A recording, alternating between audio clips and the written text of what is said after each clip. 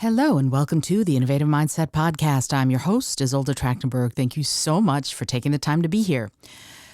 Recently, I have been talking about, quite frankly, earned media. Let's call it what it is, right? Podcasters are out there doing their podcasts like me, and sometimes they are solo podcasts, or they might do it with a colleague or a cohort or a collaborator, and they talk about whatever it is they want to talk about. Many podcasts are interview-based. This one is sort of, right? I split between interview-based shows and also solo episodes. But if you have a message to get out, how do you do it, right? There are lots of ways. You can blog.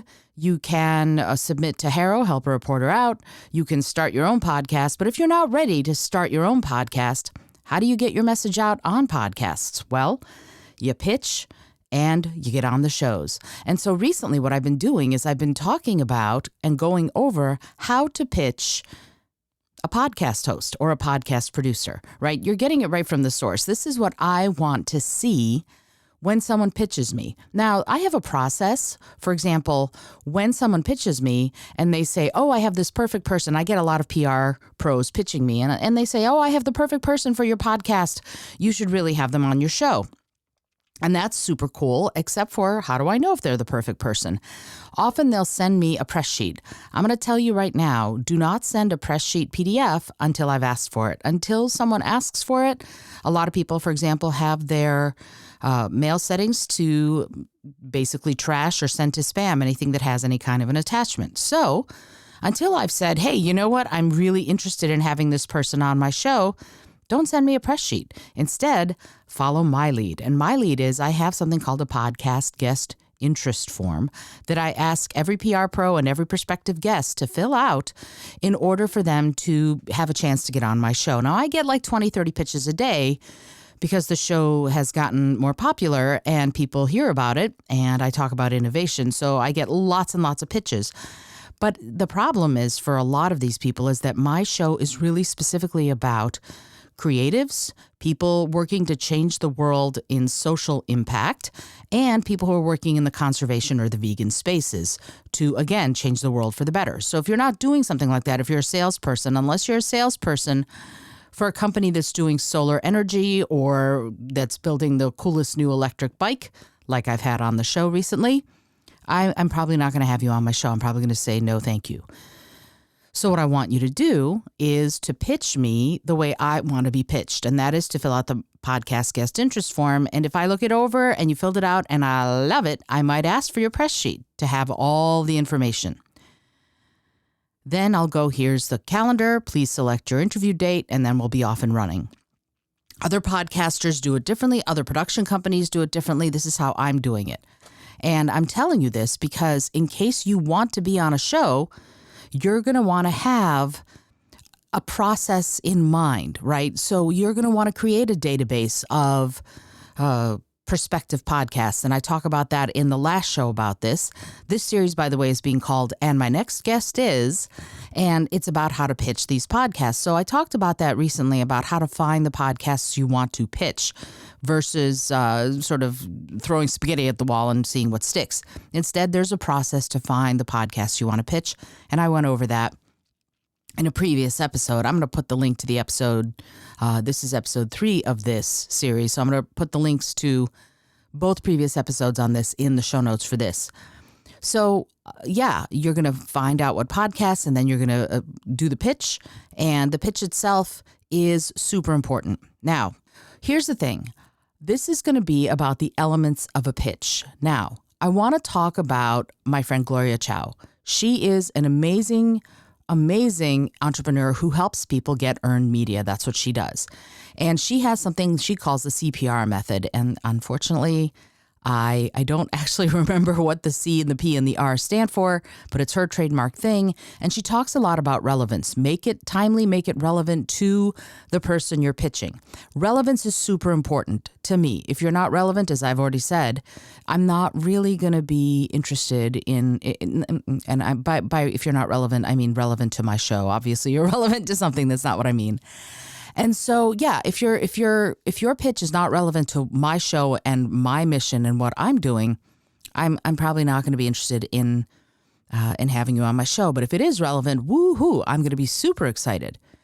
Timeliness, on the other hand, is not as important to me as it might be to a podcast or another media company or organization that has a much quicker turnaround, right? If you pitch me today, your episode wouldn't run until probably 2 to 3 months from now, if then, because I'm way far ahead.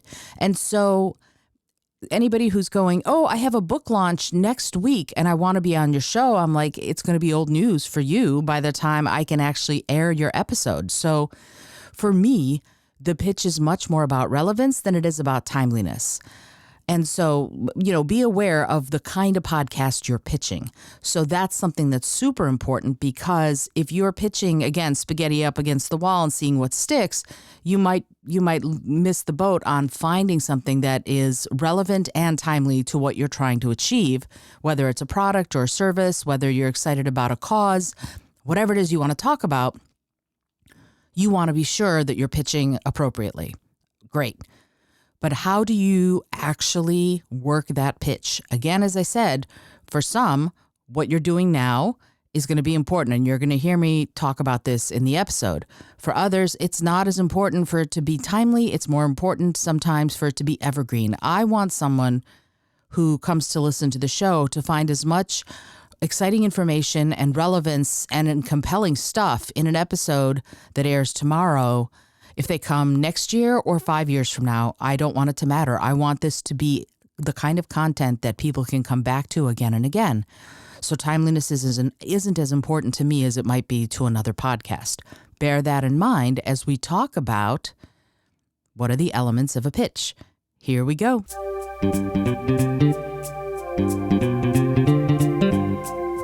Hello and welcome to the Innovative Mindset Podcast. I'm your host, Izolda Trachtenberg. On the show, I interview peak performing innovators in the creative, social impact, and earth conservation spaces. I also bring you ideas and techniques that you can grab and use to set goals, create, and unlock your potential for changing yourself and the world. And now let's get to the show.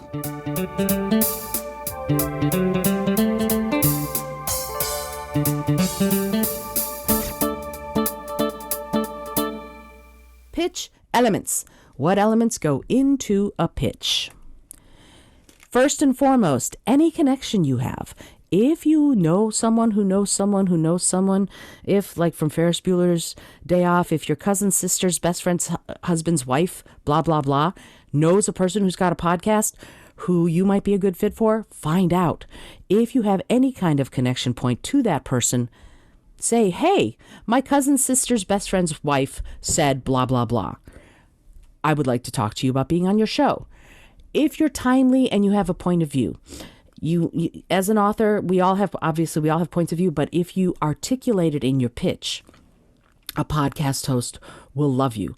If you're timely, if you are relevant to what they're talking about and also what's going on in the world, it's a beautiful thing to have. And I'm going to show you a successful pitch that I had that just recently got into an article, because I want you to see what I'm talking about.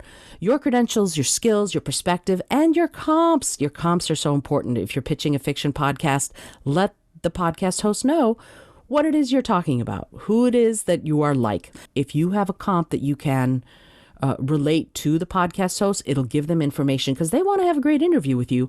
They won't have a great interview with you if they don't know enough about you. It's got to be relevant to the show. We've already talked about that. Focus on the benefits you'd bring, not the features you have. And we're going to talk about the difference in a sec.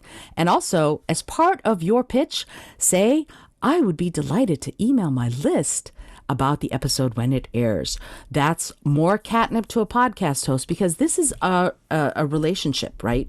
So not only do you get to go on their show and get access to their audience, but their show gets access to your audience. And saying that you would be willing to email your list is it's catnip to me. When someone says that to me, I would be delighted to share any assets you have. If you create graphics for Instagram or Instagram stories, just let me know. I'd be delighted to share them. Oh, thank you. And I do that too. When I'm a guest, I will absolutely share their assets. They'll create them. I'll share them on my stories or on my posts on Facebook, Twitter, LinkedIn, wherever. Anywhere I can, I'll do it. Why? It gets them access to my audience, and it's a mutually beneficial relationship because it also gets me a better reputation as a guest. It's perfect.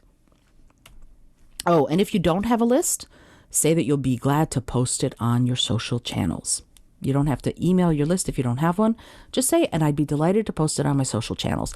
Any of you who follow me on Facebook, you've seen that. I'm sure you've seen me go, I just did this great podcast, or I just had this great guest on my show. Every time someone's on my show, it goes on my social. Every time their episode airs, it goes on my social. Every time I'm on someone's show or I'm in an article, it goes on my social. It goes to my email list. I want everybody to know. Why?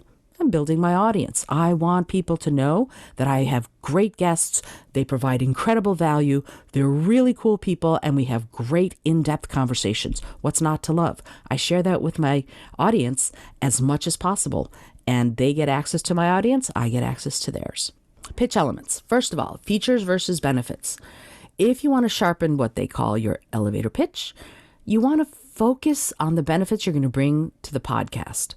What would you say to someone who is hosting a fiction podcast to show the benefit that you would bring as a fiction author to their show? It's a tough question, isn't it? And it's a trick question because we haven't talked about it, but it's really important to think about. I'm going to show you a fun little difference between features and benefits. The feature is, I have a dog walking business. That's what you do. I have a dog walking business. But the benefit is I help busy dog owners have peace of mind because they know their precious pups are being well taken care of. Can you see how it's a difference? The features, I have a great fiction book. That's lovely. That's a feature. I've written this great fiction book. But how will it benefit the podcast host's audience to have you on their show? My fiction book is going to open up the way women use technology in the 20th century to change the world. If you're pitching any kind of fiction podcast that talks about tech, the podcast host will love you. So that's what we want to do as we're pitching, is figure out not just that I've written this great book, but how will my book benefit the people who are listening to this show? So to pitch successfully, you're going to tell me how you relate to me and my show. You're going to tell me your credentials, your expertise, why my audience and I should care. And you don't need to be promoting something to go on podcasts. You can just be a guest. But it makes more sense to promote something and tell me why I should care now. So that means to me that someone pitching me because they really have something now that's really timely might not work, because right now, someone who is on my show and records their interview today won't be on until the end of February, early March. So if you have evergreen content, that's different than if you have timely content as far as who you're going to pitch to. If they come to me and they go, like the woman who's going to be on the show, not this coming week, but the next week, is going to be speaking at the World Health Organization, for example. So I snuck her in. Because the World Health Organization, the G20 meeting is starting October 28th or something like that. So I slotted her in October 25th, right? So if you have that kind of a timely, amazing topic, and her topic is close to my heart because she's an environmentalist, I went, yeah, I'm going to push someone back and I'm going to slot you in. And that can happen. But only if you're really timely and you have, a compelling pitch. Because remember, this is a relationship. It's a relationship. I'm going to take a second and I'm going to just read this to you because this is a pitch to a fiction mystery podcast. And this was a connection. I had a connection with this person, and here's the pitch. Hi, Linda. We met at the Maryland Writers meeting last month. I was the person who translated that Russian for you, and we chatted about my next book, The Tarot Card Murders. As I said to you then, with the police being under fire for their actions, we need a detective who isn't a cop. Cassie Belmont is a professional tarot reader, and when someone kills a woman and leaves the scene decorated like a tarot card, Cassie must catch the killer before he strikes again. I've read tarot for 25 plus years. The Tarot Card Murder sizzles with authenticity, romance, and mystery. It's Eve Dallas meets Stephanie Plum with tarot cards. I'd love to be on your show to chat about how I infuse tarot meanings and history into this mystery that will leave you guessing until the end. And the very last thing, I don't know if you can see, but it's something along the lines of, and I'd be delighted to email my entire list about being on your show. Thanks. Bye. Do you see what I mean? I gave how we know each other. I gave our connection. I gave the relevance to today, right? The police being under fire, blah, blah, blah. And I have my cred. I've been a professional tarot reader for, actually, it's over 35 years, but I come across as older than I am, being a 35-year professional tarot reader. But the point is that I have the cred and I have the comps. I have everything that to be on this show. Why would you not want to have me? Here's Without a Connection. Hi, I listened to your interview with blah blah and agreed when you said Jane Marple was superior to Hercule Poirot. I'd love to chat with you about Agatha Christie, Arthur Conan Doyle, and my own work on your show. With the police and the whole blah blah blah blah. I'd love to be on your show to chat about how I infuse blah blah blah blah. All of that same stuff is the same, but you can see how the very first part, I listened to your interview with blah blah, so they know I listened, and agreed with something so they know that I actually listened, and I pitch how I would be, it's fun to me that I went, and I'm kind of up there with Agatha Christie and Sir Arthur Conan Doyle. Obviously I'm not, but the whole point is that I gave that relevant, I sort of put that bug in her ear that it was relevant, that I could be as great as Agatha Christie and Sir Arthur Conan Doyle. Not because I am, but because I wanted to get that connection established as quickly as possible.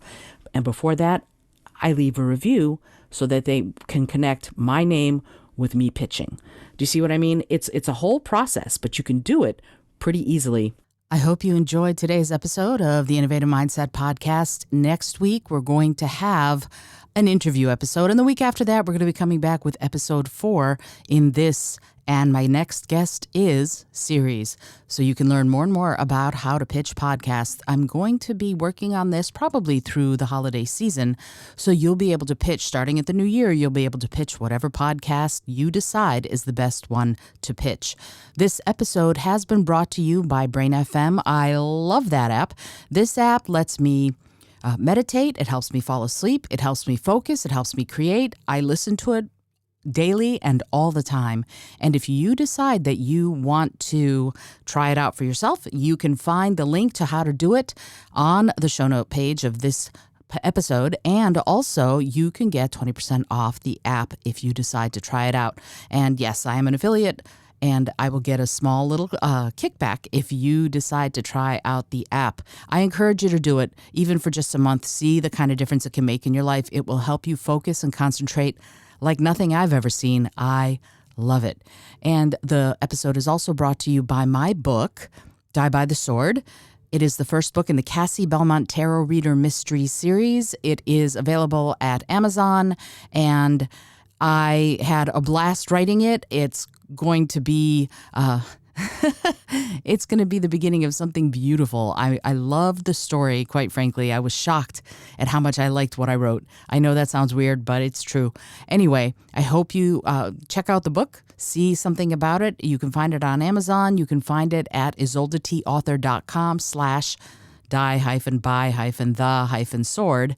And I'll put the link to that in the show notes also so that you can go ahead and grab it. And last but not least, if you want to support the podcast with a little tiny bit of bling, you can get stickers, you can get pins, you can get posters of the Innovative Mindset Podcast, plus some of the art that I have been doing in my year-long creativity project where I'm doing an art piece every single day. I know it's a lot, so I will stop talking. Anyway, I hope that you check out the show notes, see what you can see, learn what you can learn, and get in touch if you have questions. Until next time, I remind you to be bold, be creative, and most of all, be kind.